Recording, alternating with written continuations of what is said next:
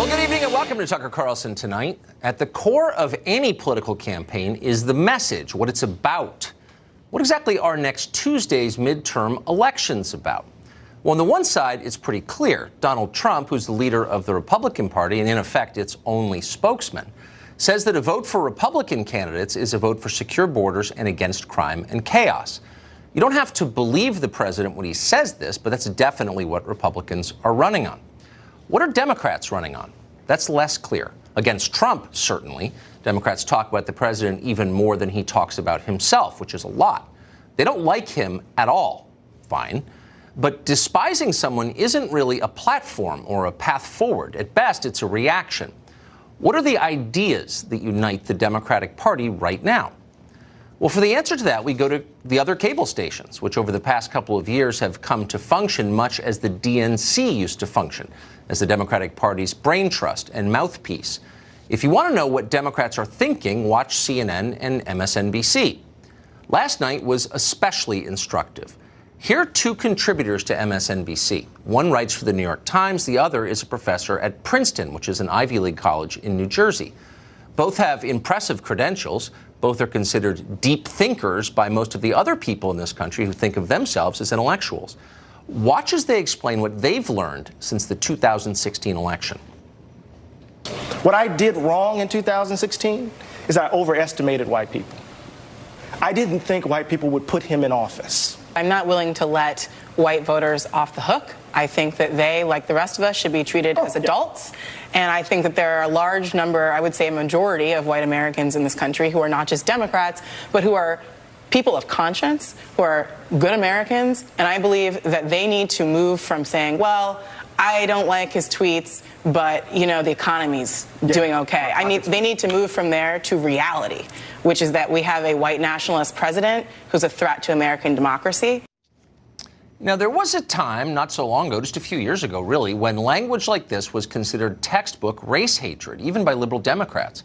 You weren't allowed to blame entire races of people for anything.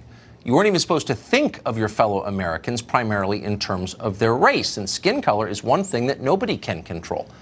To paraphrase a longtime liberal hero whose ideas are now ignored, what matters is the content of a person's character.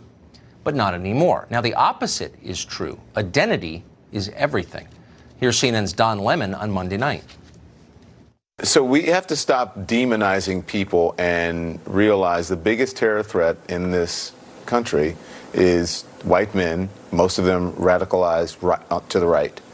And we have to start doing something about them. There is no travel ban on them. There is no ban on, they had the Muslim ban. There is no white guy ban. So what do we do about that? We have to start doing something about them, these people of a certain skin color. That's what Don Lemon said. Now, before you get too outraged about that and stop watching his show every night, keep in mind that Don Lemon is a cable news host. He's on television 5 hours a week live. He's bound to say something indefensible once in a while. They all do. We can actually vouch for that, having done it ourselves, unfortunately. But here are the rules. When you say something awful that you can't defend, don't try to defend it. Apologize, explain what you meant, and move on. Vow to do better. That's a rule for life, not just television news. We all learned it as kids. On the left, though, it no longer applies. Here's what Don Lemon said last night about his remarks on Monday. I said that the biggest terror threat in this country comes from radicals on the far right, primarily white men. That angered some people. Their analysis shows that for every 8 deadly attacks by right-wing extremists, there were 1 by left-wing extremists. Those are the facts.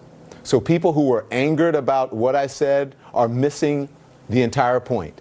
We don't need to worry about people who are thousands of miles away. The biggest threats are homegrown. If you didn't like what I said, that's your problem. You'll notice the lack of contrition. When Don Lemon said we have to start doing something about Americans of a certain skin color, it turns out it wasn't a mistake. He meant that. He didn't apologize because nobody in his world asked him to. They're all saying pretty much the same thing. This is now a common view in the Democratic Party. It's one of the things they're running on. Now, lots of Americans won't like that message, obviously, but Democrats are not concerned about that. They no longer care what those Americans think. They've given up on trying to represent them, and that's why they fight harder to defend birthright citizenship for foreigners than they ever fought to protect American citizens from heroin or plunging middle-class wages or privacy-destroying tech monopolies. They know who their constituency is. That also explains their sudden sympathy for lawbreakers over everyone else. You already know about the Democrats' demand that America ignore its own immigration laws, but it's gone far beyond that. Elizabeth Warren, who's a senator from Massachusetts and is running for president in 2020, has condemned our entire criminal justice system as irredeemably racist. Meanwhile, the Hollywood Senate candidate Beto O'Rourke agrees with that. He's called our justice system, quote, the new Jim Crow. He accused cops of shooting people based on their skin color. Now, he offered no evidence that cops do shoot people just based on their skin color. He didn't need to because he just knows it's true. Meanwhile, Democratic cities around the country have decided that laws against crimes like shoplifting and public urination and others can no longer be enforced because that would be racist. Now, the result of all of this is inevitable. It's always the same everywhere. More crime. And you're already seeing that in many places. Turns out the victims are not cloistered rich people like Beto O'Rourke. They're normal people of all races. Crime hurts everyone, but it tends to hurt the poor the most. If that's occurred to Democrats, they haven't mentioned it. They're feeling good about themselves right now. They know they're likely to win back the House on Tuesday, and they're feeling vindicated, more self-righteous than ever. We searched long and hard today for a piece of tape that could sum up the Democratic worldview right now. And we found this. It was shot by a network cameraman covering the president's trip to the Tree of Life Synagogue in Pittsburgh this week. The protester screaming at the president happens to be a Presbyterian minister. Watch. It's not about you!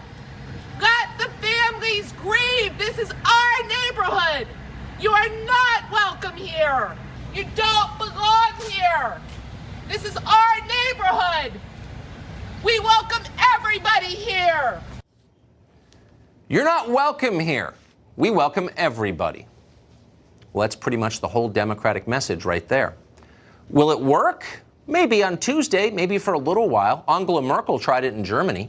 So did the people who until recently ran Brazil. But ultimately, their countries rejected that message. Voters want you to care about them. It's their country. And they'll know it if you don't care about them. And in the end, they will punish you for that. They always do. Author and columnist Mark Steyn joins us tonight. You are not welcome here. We welcome everybody. It's almost like a haiku, and yet it does kind of explain the worldview. Yes, and they're not aware of the contradiction. You said that these guys despise Trump, and that's true. Yes. But what they don't seem to realize is that despising Trump elides very quickly into despising tens of millions of your fellow Americans. Exactly. And I think people understand that that actually isn't the kind of country they want to move into. What a lot of these people seem to enjoy is the frisson of civil war on the cheap, as it were. In other words, you can divide yourself into warring tribes without actually having war, without actually torching and burning each other's villages. And they get a kick out of it. It's a sign of decadence, because normal politics, which are boring policy differences and not terribly exciting, are insufficient to them these days. So they want to have this kind of frisson that they're somehow living some epic primal life by yelling at the president from the streets in what is supposed to be some kind of dignified remembrance of 11 dead people. She should be ashamed of herself, that woman. But she's not, and I think the Cedar warden at her church basically blamed everybody else but her.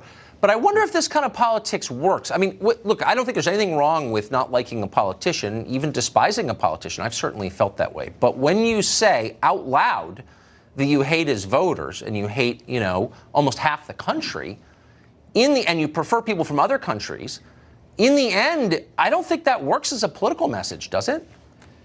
No, I think that's how Trump became president, because there are tens of millions of just ordinary people who would switch on the TV during 2015 and they would see people not talking about anything that matters to them. Democrats were talking about fashionable niche constituencies that ordinary, boring white people in towns where the mills and factories had closed had barely heard of. And they couldn't understand why barely detectable demographics, like fine with gays, fine with transgenders, then we get to intersexuals.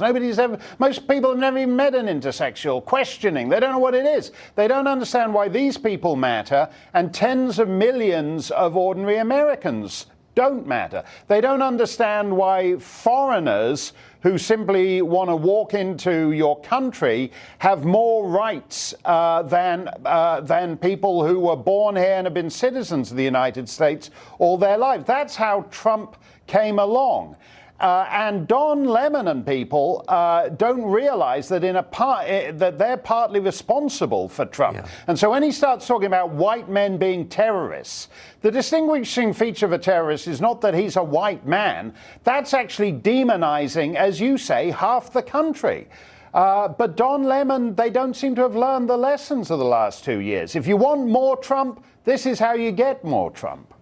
Voters want leaders to behave as parents do with a family. You love your children. You don't love your stepchildren more. And if your kids know that you hate them, they're going to punish you in the end, I think. Anyway, thank you very much, Mark Steyn. Very wise. Thanks a lot, Tucker. Thank you. Great to see you. Well, projection is, of course, a defining fact of the modern left. On virtually every issue, they attack their opponents as what they are. They call them racist, even as they denounce half the country for its skin color. Kansas gubernatorial candidate Kris Kobach is the latest person to learn that lesson the hard way. Over at CNN, Jeffrey Toobin says that because he dislikes Kobach's views, Kobach is, of course, a bigot. Here's part of it. Kris has devoted his career to stopping black people and poor people from voting. I mean, that's been your goal for decades. That is an outrageous accusation. Well, it's completely true. That is an absolutely outrageous accusation. I mean, so if you like photo ID, you're trying to stop people of color from voting? Absolutely. That is outrageous. Absolutely. Kris Kobach joins us tonight. Kris, thanks a lot for coming on. So, is there an argument that, and we've done this topic a couple of times, but I don't fully understand it. So the idea is what you just said. If you're trying to make certain that people vote legally and ask for ID, that's an act of bigotry. What is flesh out that argument, if you would? I don't understand it. The argument itself is a racist one. The argument is that somehow because of your skin color, you are less likely to have in your wallet a photo ID, or you're less likely to be able to go to a government office and get a free photo ID. It's a ridiculous argument. It's been disproven empirically in state after state. But the hard left, and now increasingly the entire left, keeps making the argument. And Tucker, I went into that debate, that program, thinking we were going to have a cordial debate about birthright citizenship. But as soon as Jeffrey Toobin started losing the argument, he just out of the blue says, well, you've devoted your career to stopping people of color from voting. It's crazy. You're a bad person. It just showed Shut how up. weak. But I wonder why, I mean, since ID is required for everything. I mean, you can't cash your paycheck. You can't get on an airplane. You can't stay in a hotel or rent a car. I mean, you can't get into buildings without an ID. So why does no one ever call those laws racist, I wonder? Well, because maybe they aren't racist, and maybe it's not racist for your bank to insist on an ID when you cash a check. But of course, they pull this out of nowhere, and they don't realize the inconsistency that you just pointed out, and that my 12-year-old daughter could have pointed out to them. They just, it must be racist. Never mind that it's an incoherent statement. I wonder, I mean, this is probably not the first time you've been attacked this way, and the presumption is that the person attacking you knows what you think, because somehow has X-ray vision and can see your heart, and knows what your feelings are, which is insane. But beyond that, it has kind of short-circuited a rational conversation about the integrity of our elections, hasn't it?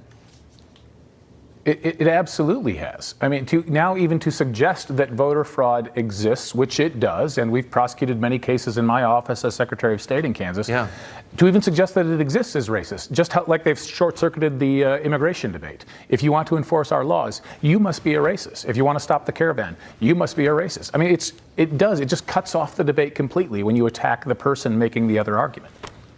I tried to buy Sudafed for my kids a couple of years ago at CVS, and they wouldn't sell it to me because I didn't have an ID. I'm waiting for people to picket CVS for its racist Sudafed policy. Do you think that'll happen? Don't hold your breath. It's unbelievable. Thank you, Mr. Secretary. Thank you very much. My pleasure.